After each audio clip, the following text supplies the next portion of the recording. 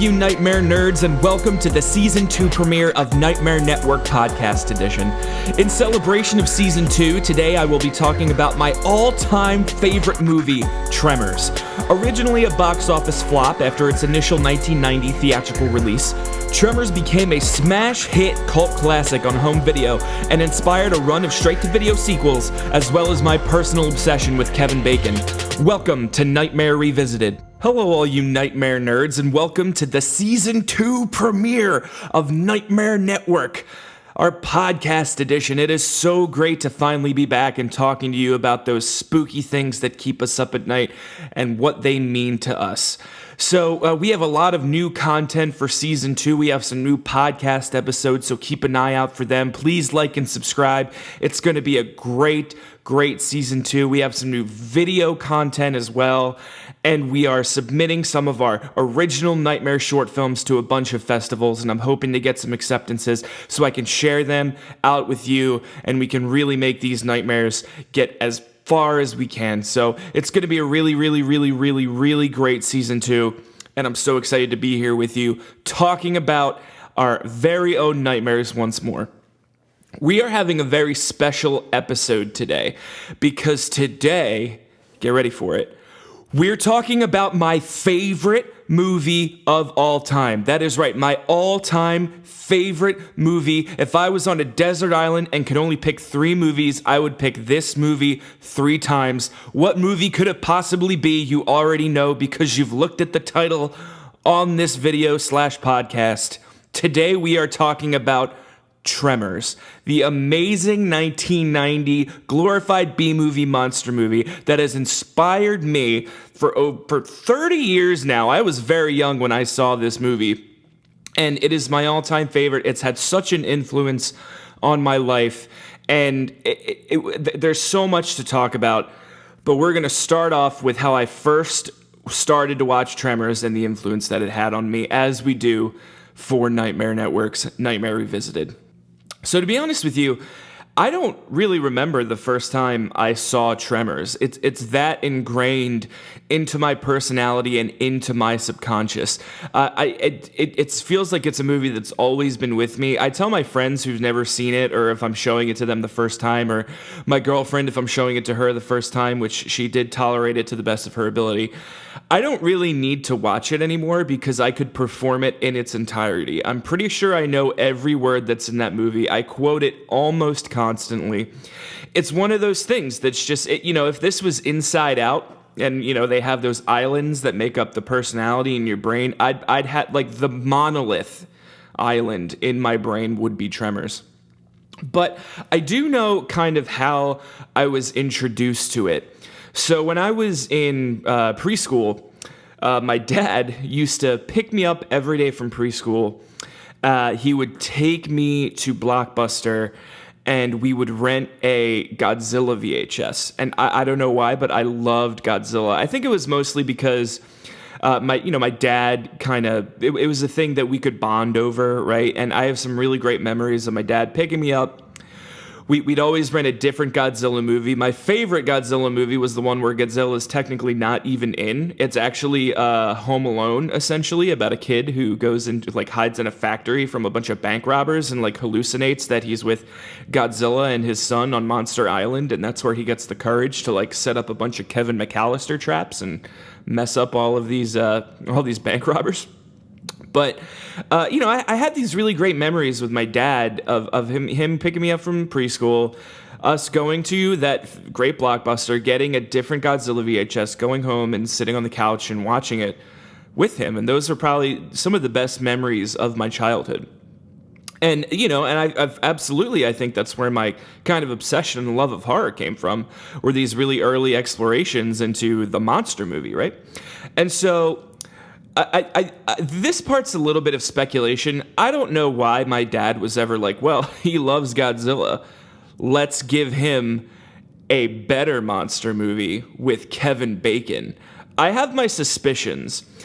My first one is that I'm the youngest of 5, and my oldest sister was a child of the 80s. And I remember Footloose being a big deal in our house, even in the early 90s, and it was mostly because we were a music oriented house, right? So I'm a musician, my dad was a musician, he taught me how to play guitar and sing, and so I remember watching Footloose at a very young age and loving Philadelphia native Kevin Bacon.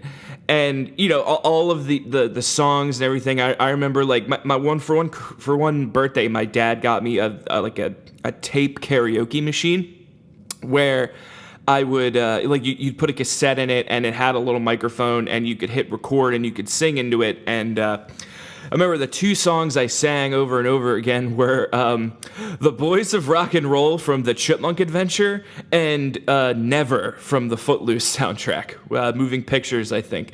And so, music was really big, and we also had this holdover from the 80s when I was very young, and I was born in the early 90s, so we had this holdover of 80s culture from my older siblings, and so we were always watching kind of 80s movies in my house, and Footloose was a big deal, and so I think my dad saw that I loved Footloose, specifically Kevin Bacon, and I wanted to like dance, and the Never Never Never song is his big warehouse dance number with all the zigzags in the silhouettes in the factory.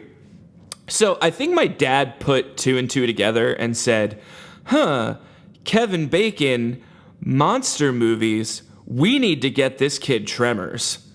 And I mean, that was history, essentially. It's been my favorite movie since I was probably 5 years old. That's right, I saw this movie when I was 5 years old. And it really, it's inspired me along the way to do so many things, to dedicate a life to film. I went to film school because of my love of movies that started with Tremors, right? And started with this kind of evolution from Godzilla to Tremors. And, even when I write nowadays, I see that I take monster elements from it. And all throughout film school, I used to have this joke in film school where, we were studying, postmodernist filmmaking and things like that, and that I had to tell myself, okay, listen, I love studying film theory. I love classic Hollywood cinema. I love, foreign independent films. Stalker, a Soviet tale of a long-winded Soviet tale of the role of spirituality in modern man might be one of my favorite movies, but I'm pretty sure that either Speed Racer from the Wachowski brothers or Tremors beats it out, and I don't really know what to do with that information. And over the years, I've really embraced it because through all of my film school training and analysis and things like that, I think if you're a film kid and you're kind of learning more about your trade, you go back into things that you love and you kind of pray, I hope this doesn't suck. And I was really, really, really happy rewatching Tremors as an adult, as more of an educated film person. Even though I've always been on the side of film is here to entertain first and foremost, and it's an art form secondary. But it made me feel so great to go back and watch Tremors and realize, okay, this movie is actually really good. And it's a movie that, this is Nightmare Network, and we're talking about our frights. And I don't know if I was ever super afraid of this movie. I think I was just full of joy watching it every time. And still today, I'm never scared watching it. I feel thrills more than anything, and it still has that capability of getting into my head and hitting that button that gives me chills, especially in some of the chase scenes. So it's a really, really, really special movie to me, and I'm just so excited to share some of my thoughts on it with you guys today. And we are going to start with what I think might be the greatest first scene in cinema history.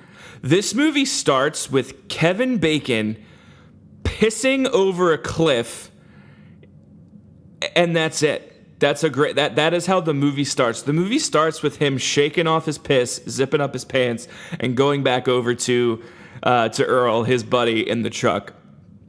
That's just an amazing way to start a movie, and the best part about it is it actually plays in perfectly to the themes of the film, which I'm going to get to later, because the ending is kind of what perfectly ties into this first shot of Kevin Bacon peeing off of a cliff. which I think is fantastic. But it really leads to this first interaction that we have of Val and Earl, which is really, really, really the heart of the movie and kind of, what makes it work. So it's funny because for one of my script analysis courses in college, I had to pick a script and kind of break it down. And so we had to find like an original script on the internet, read it, break it down, do all this stuff. And the first thing I said was I'm gonna do Tremors, obviously. And I actually ended up not doing it because I think I did Gremlins instead. But what I did when I read it, I was actually pretty shocked as to how different the script felt from the actual movie. Not because specifically of content or actions, but it's very, very clear that Val, the Kevin Bacon character, is supposed to be much younger than he actually is, and that Earl is a father figure in the movie, but it's much more of a like mentorship and stuff. And what it turned into, I think what probably happened was they got Kevin Bacon to sign on for this movie, and they're like, well, I guess we're gonna make Val 10 to 12 years older than he actually was, and it turns more into this brotherhood relationship between the two, like older brother, younger brother, than it was father-son figure in that original draft. And it was very obvious in the original script that what they were going for was a coming-of-age story of this character, and we have these really comic over-the-top images of masculinity, like Kevin Bacon pissing into a gorge, and it's my personal interpretation that the worms in this film are actually representations of like latent masculinity and these people like struggling to become their own man, which is a little sexist for now, but in the 90s that's what it was. And not that I think this movie is sexist by any means, because there's some really strong female characters in this film, which is really great. Rhonda's amazing, and I do not want to get between Heather and her guns, and she is just a badass bitch. But it's funny because it turns into this story of like, instead of like coming of age, it turns into this story of like latent failure to launch masculinity of like a guy who never lived up to his potential and is now stuck in a desert town in the middle of nowhere, literally cleaning shit out of a septic tank for people, and there's some really beautiful gags about it too, and So it was really interesting for me to kind of see where it started versus where it was headed. And even still, regardless of the change in character from, this kind of father and son relationship to, mentorship to like a older brother, little brother thing, it's really what drives the movie. Val and Earl are such a great pair in this movie, and they have such chemistry, and it really bums me out that Ed Ward and Kevin Bacon never did anything else in the past, and that Kevin Bacon never returned to the Tremors franchise with him. A few years ago, there was a failed reboot on Sci-Fi where they were going to kind of retcon all of the sequels, which are all pretty great in their own right, by the way. But they were going to retcon the sequels and do kind of a direct sequel to the original Tremors with Kevin Bacon. And the trailer leaked online, and I lost my absolute peanut-brained mind over it. I was more excited for this than probably anything else I've ever been excited for in my life. And they went ahead and did me dirty by canceling the show before it ever made it to air, and my baby little heart cracked. And Kevin Bacon's in it, and he was fully embracing being back into the role. And you've seen interviews with Kevin Bacon since where there was a joke where he first signed on for this, and he thought his career was kind of going downhill, and he had this kind of existential crisis in the middle of the streets, like, oh my god, I just signed on to a movie about underground worms in the desert. But this movie wasn't a box office success at the time. I think everybody knows that.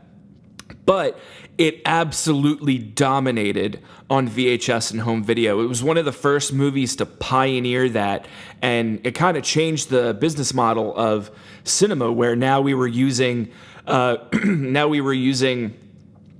initial theatrical releases as kind of a test run for what they could offer to you for home video, because you had this kind of never-ending opportunity of continual revenue. And Tremors was one of the first VHSs to blow up after a theatrical release that wasn't particularly successful. And so Tremors, since then, has had this huge cult following. I'm pretty sure in like the late 90s and early 2000s, it was on every minute of every day in TNT. It would just go like Tremors, Shawshank Redemption, back to Tremors, back to Shawshank Redemption. Like the TV syndication rights for this must have been absolutely through the roof. And so, now we have these interviews with Kevin Bacon being like, I actually loved this movie. It's one of his favorite ones. And it's one of the movies that more than anything else, people come up to him and say, Tremors is my all-time favorite movie, and thank you so much for being in it. Me and one of my best friends, Christopher Capitano, who will be a guest host on this podcast throughout the season for some of our Dexter episodes and Mike Flanagan episodes. We have a dream of going to see the Bacon Brothers in concert, and if I do, I'm bringing a Tremors VHS tape from my childhood and begging him to sign it afterwards. I'll stand at whatever door for however long I need to do, and get that signature. But he's been really funny over the years. He's gotten me a Bacon Brothers Greatest Hits album for Christmas, which was great. And just this last year for Christmas, he got me the Tremors original motion picture soundtrack on CD, which I love, and we'll be talking about that in a little bit, actually, because the score in this film is fantastic. But and I think that attributes to Kevin Bacon having such a fond memories of this is because of this cult following, as well as, like I said, the heart of this movie, which is that Val and Earl relationship, and you feel it from the second that the second that he tricks Earl into that there's a stampede coming and makes him fall out of the truck, and the second that they do a rock, paper, scissors to see who's making breakfast that day, right? You immediately get a sense of what their relationship is like, and it's this really, really great older brother, younger brother relationship. One thing when talking about Tremors that you absolutely need to address is what I feel is probably the best part of the movie, aside from that initial relationship, and that's the practical effects. Now, this movie came out in 1990. It was made in the late 80s, essentially, for a 1990s release. And, at the same time, I would say creature features that were coming out were not getting the same kind of budget or special attention that this film was getting, which is why essentially I love it. It's really a glorified B movie, but it has a classic Hollywood cinema feel to it, and it has a little bit of money behind it. And you can really see that because the practical effects in this film are amazing. Like, they still hold up to this day. Every time I watch this movie and I watch the graboids pop out of the ground, the puppetry of the tentacles coming out of the graboid's mouth, it really is a terrifying experience. Like it because it feels real, and it doesn't. I'm not so much as an enemy of CGI as some other people. It's overused for sure, and I think but it's more about an ease kind of a thing for sure when it comes to practical filmmaking, and maybe the lost art of puppetry and practical effects is kind of being lost.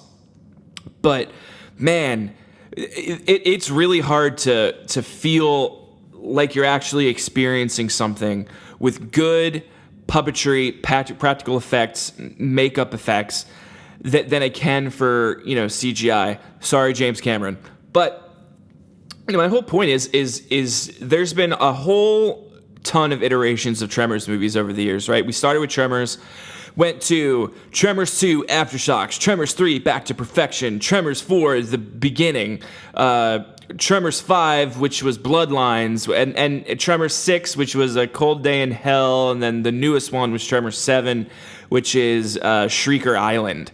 And those first 4 Tremors movies were made by the same production company. S.S. Wilson and Brent Maddock, I'm pretty sure, just kind of went back and forth directing ones. They were the original writers of this film. And a new production company got the rights to Tremors after that, and Tremors 5 through 6 are, it's a new vision, new director, a new company, and the graboids / ass blasters / shriekers are completely CGI. And they look quite cool, but I never believe it, right? It turns into much more of a B-movie with CGI, ironically, I feel, because it feels less real. Tremors, the great thing about the original Tremors is that, it has this 60s horror movie, B monster movie heart to it that it has all these caricatures that we associate from those movies, and it has these, this monster quality to it, these kind of popcorn scares. And but the really interesting thing about it is that it feels like a blockbuster too, and it feels like an A-list movie, and you got kind of this mix between them, because you have this big star in Kevin Bacon, and you have this money being given to this practical effects, and it makes the monster more real. And we're no longer looking at someone in a costume, like in an octopus costume with suckers that's trying to chase people. But we're also not looking at millions of dollars on a CGI budget to create something that's not there. And I think between those two things, you have a really beautiful reality, which is something so real that when you look at it, you're sure that it's real. And even as I watch it today, I still feel that I'm seeing, like, when that graboid bursts out of the dirt and the shriek comes, and you feel that awe of, like, what is this monster? I still 100% believe that there is a 30-foot worm under that ground, and it's not just a puppet head with some with some arm controlled tentacles, right? I still believe that. And I think part of the reason I still believe that is the absolute genius of the scene where, so there's this really great chase scene in the movie where you finally see the graboid. It's where you finally see it. He pops up. There's this amazing dolly in to the tentacles as they burst out of the ground. And as the dolly's pushing in, so are the tentacles coming towards you, and it makes this really, really interesting effect that it feels like these tentacles are coming at you, but you can't do anything else but run into them, and it's really, really destroying and really kind of terrifying. And and at this point you don't know what the monster is, and there's this really great line from Kevin Bacon where he's like, "Must be a million of them," and then it bursts out of the ground, and it's such a shock because all you've seen so far are these tentacles, and you think it's going to be like, oh, it's like a little tentacle movie, like this is all I have to look forward to is a bunch of these dinky looking tentacles, and then it bursts out of the ground in this huge flower of practical effects that you don't see coming, and then Edward Earl goes, "Nope, just one." And then there's this really, really, really, really great chase scene through the desert where one of the most effective practical effects and creative, simple practical effects I've ever seen is used. There's this overhead shot of Val and Earl running through the desert, and there's these fence posts next to them, and as the graboid runs through the fence posts, they start knocking down one by one, and that's such an easy effect to do, and you don't see anything. We have this Jaws effect where less is more, and they, when they made this movie, when they pitched it, they wanted to make Jaws on land, right? That was how they originally pitched it, and you can totally see it in the scene because we see nothing.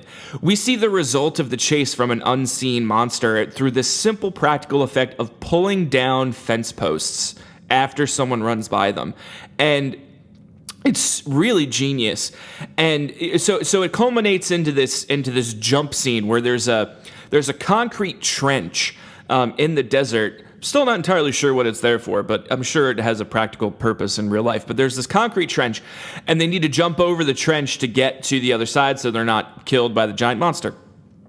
And of course they don't make it, and they fall down, and they're afraid they're going to die, and then right behind them there comes a pow, and the graboid hits the concrete wall, and they turn around and they see him.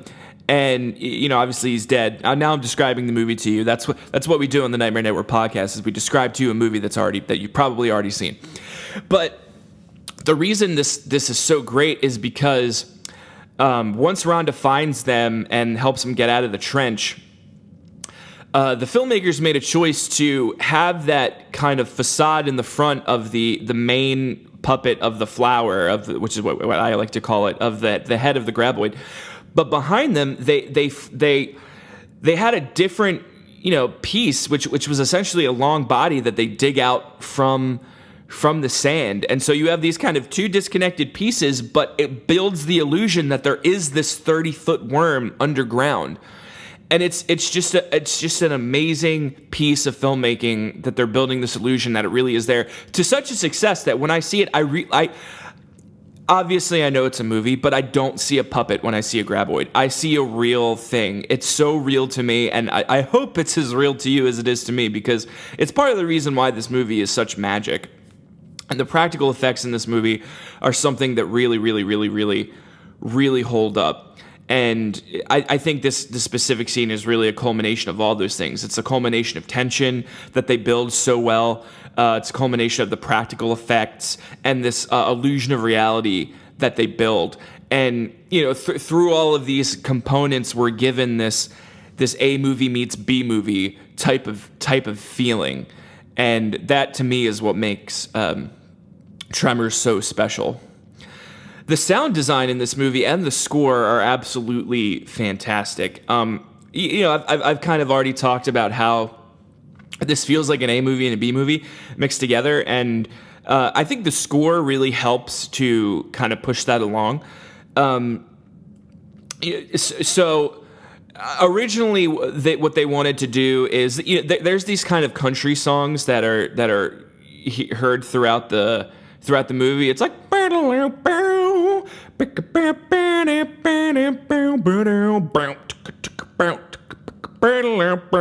goes just like that. So there's a whole bunch of them, and they provide such rich character to Val and Earl, because it's typically when they're doing something stupid that you get this kind of thing. And so through the score and the sound, you're able to get characterizations of these two guys. And it's essentially saying, like, it's kind of a dinky cowboy song. So it tells you, like, they think they're real cowboys, right?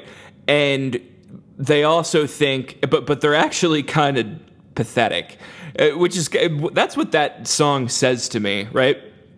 And so the movie starts with this kind of score with the dinky kind of country music that kind of, I feel, personifies those two characters. And then as the film escalates and it becomes less of a comedy and becomes more serious, and it never loses that comedic note, but the stakes become quite high in this movie, which is really great, because it starts so kind of silly and lighthearted, and then we have like the death of Nestor. And that's a really rough scene because Melvin is just losing it on top of that little garage, and he's such a comedic character, and he's such like an annoying character, and you're like, God, you hate Melvin as much as the other characters do.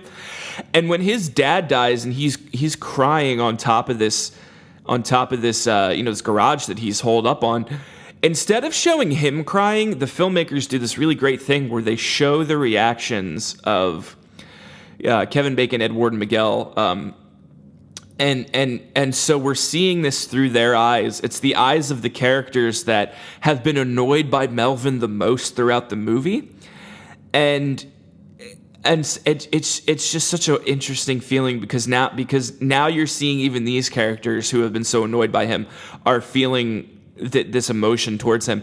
And it's another example of, like, this is great filmmaking. Like this isn't cheap. Let's get this done as quick as we can filmmaking. These are intentional shots. Like, this is an A quality production with a B quality story, right? Or not, I shouldn't say B, not quality, but like a B homage story. I think it's a great script as well. So the music, as this movie's kind of changing from silly what's going on comedy to what's going on, it becomes it becomes more of a orchestral, big sound, a traditional classic Hollywood score, as opposed to this dinky cowboy one, right? And I think that does a really good job of showing the progression, not only of the events that they happen, but also of the characters themselves, because this kind of dinky, twangy, funny cowboy music turns into they turn into real cowboys, right? They like, if this is a Western also at heart. And so they turn into those gunslingers at the end where they're having showdowns with the main monster and they're doing everything they can to take him down. And I think the score reflects that, because it moves into this big orchestral, serious, triumphant soundscape versus the beginning, and it feels like such a progression towards them. And I think it's totally reflexive of the events of the film and the journey these characters are taking from failure to launch manhood to really taking their own manhood in hand. And which is why I also think this is a great script too, because there's such an evolution of characters. It's not so there's such a colorful cast of characters in this movie. We have Val and Earl, right? The mismatched failure to launch big brother and little brother. The mismatched failure to launch little brother, big brother, and little brother. And we have, the crazy people, Bert and Heather, the crazy doomsdayists who are holed up in the desert and ready to shoot whoever comes to try to take their land, right? And then we have Walter Chang, and, all he cares about is his store that 12 people come to shop at. We have this annoying little kid and his dad, his drunk dad. We have the stable family that is Mindy and her mom, and they all progress so well throughout the movie that it's really kind of astounding. Specifically, Val and Earl, right? They kind of start as this failure to launch, kind of people, and really come into their own by the end of the movie through their actions. And I think part of it is, one thing they want to do in the beginning is they want to quit. They want to quit everything and move to Bixby, right? They want to leave all of their responsibilities behind, just for this opportunity to not have to do it anymore. Pretty much, they don't have a plan at all in Bixby, right? They just want to get out of there and go. And it's almost like the worms are this confrontation of their manhood, right? That they perceive that they have to kill in order to become their own men, and they keep stopping them from going and doing their own their own thing out in Bixby and really face their responsibilities. And that's essentially what they do throughout the movie, right? And they're able to help people. They go back and they help people, which I think is great. And then we have Rhonda too, who starts out as what we perceive to be this, dorky college student, and at the end she turns into a badass, fighting these worms for the sake of a town that she, and her survival, but for the sake of a town that, she's not really a part of. And we have these really great arcs for these characters, these coming into their own personality characters that's just really well developed, and not something that you would typically see or experience from a B movie at the time, right? And here we have this A movie bleeding over into the B movie. And I think a lot of things through the movie signify that as well. One of the things is that score, right? That building from dinky, kind of comic honky tonk sounding cowboy music to this big old heroic score. At the end where can you fly, you sucker, can you fly? Where he finally gets the worm to go over the edge.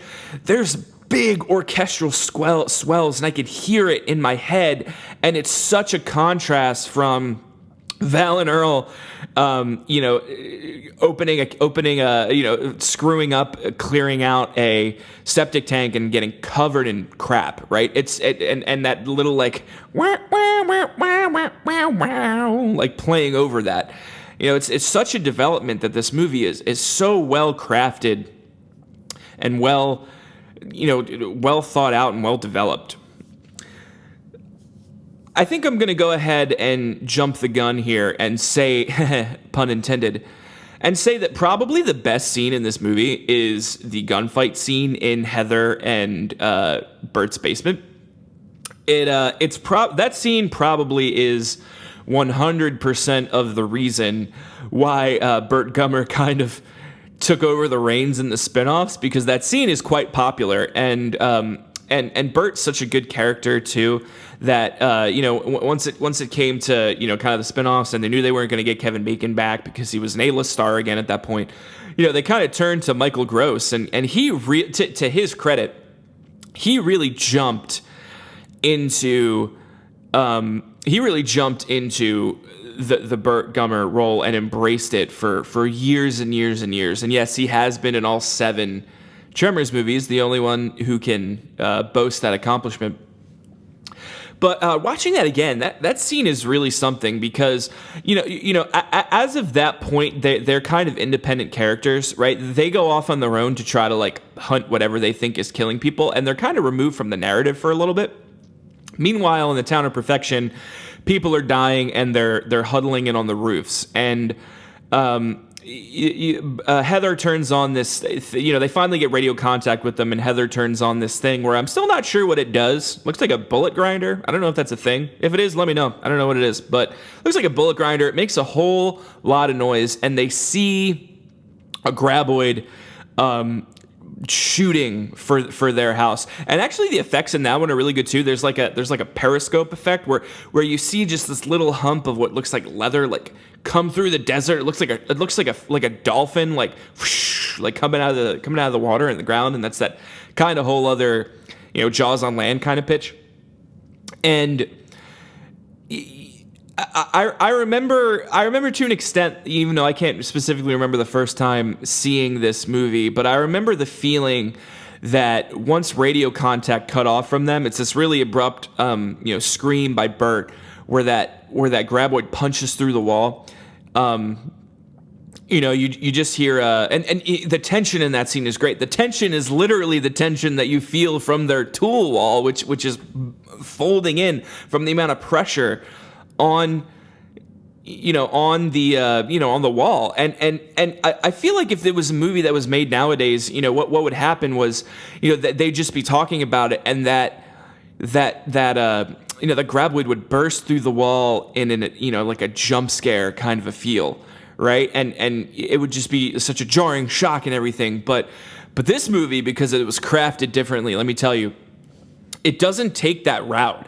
Right? This movie builds tension so well. It's so precise and it's just so good. I'm sorry, I'm nerding out a little bit. But there's so many examples of great tension in this movie. The doctor scene where he gets pulled down into the sand. We have a whole building accumulation of events there where the generator goes down and they slowly approach it. And the generator gets shot up, and he very slowly gets brought down by a graboid into the dirt, and then we have to we're forced with seeing what happens to the wife as well, as she's slowly brought down in that car into the sand. And the other scene that comes to mind is the Kevin Bacon runs for the cat, and the trailer scene where Edward beats him. Earl's character beats him, and he still runs, right? And he's stuck between 2 graboids, and there's this tension of it puts you in that situation. Like, what would you do if you couldn't move? And you're there with Kevin Bacon, feeling that tension where he eventually he has to hold his leg up, and the whole time I'm like biting my nails, like, don't put your foot down, dude. The tension in this movie is so great. And I would, unpopular opinion, it is just as good as the tension in Jaws. Sorry, Steven Spielberg. Take a page out of take a page out of Ron Underwood's book here. The great Ron Underwood. Tremors, Heart and Souls, and In the Mix starring Usher. Take a page out of his book. Yes, the person who directed Tremors also directed In the Mix with Usher and The Adventures of Pluto Nash. We like to stick with his Tremors days, if you don't mind me saying. Sorry, Ron Underwood. But this gunfight scene, it is edge of your seat tension. And once that breaks through the wall and they have that radio blackout, and it just shows reaction shots of the Perfection characters, stuck on the roofs. I had this moment where I was like, is that it? Are they gone? And then really subtly in the sound design, which is also perfect, you hear those gunshots in the distance, and I can still hear them in my voice. They go pew, pew, pew. Like it's a very specific sound, and then so it's really this really light bullet sound coming from a distance, juxtaposed to this huge gun battle that it's a quick cut, and it's just the guns are just blaring in your head, and they're fighting off this graboid with all of these guns, and it's an example of, I think, kind of character and narrative harmony where they both meet, because what do we know about these characters? We know that Burt Gummer and Heather are apocalypse nuts that hoard all of these guns into their basement waiting for World War III.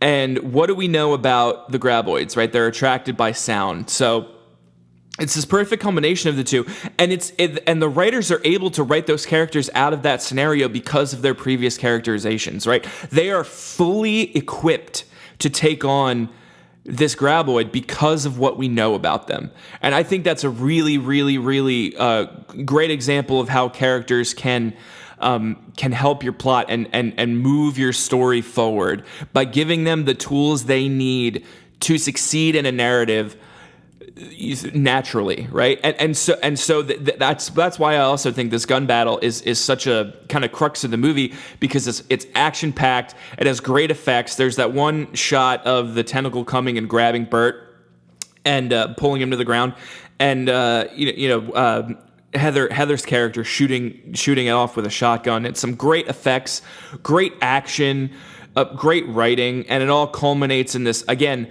amazing orchestral score and the elephant gun, which is, also a symbol of masculinity in this movie. A lot of people coming over their manhood problems in this movie. Which leads me to the end, and why I think the ending is amazing and the best ending ever, maybe, possibly. No, just kidding. We gave that to the Pet Sematary book in the previous season. But it ends in the same place where it began. And that's why I think it's so great and so incredible and fun to watch this movie throughout, because it has a cyclical arc and it has a really strong script. So, the movie ends with them doing their lasso thing, which is a really great, fun thing to watch. They're lasso fishing for these graboids, and the only one left is Stumpy, right? And he's the graboid that's been stumping them throughout the whole script. And he spits a bomb back onto the rocks that they're hiding out on. And Rhonda, Val, and Earl all end up in a field outside of these rocks.